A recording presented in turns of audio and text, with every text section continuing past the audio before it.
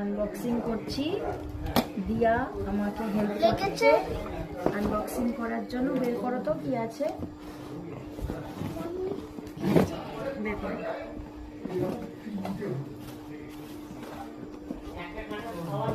Wait wait wait, দিয়া খুব excited মধ্যে কি আছে দেখার জন্য। চলো দেখা যাক এখন এটা কি আছে।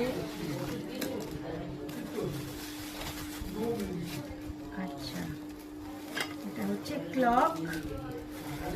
এটা হচ্ছে ফিক্সড করতে হবে, এরকম ভাবে লাগাতে হবে এবং এর সঙ্গে বোধহয় ছবি লাগানোর একটা জায়গা আছে।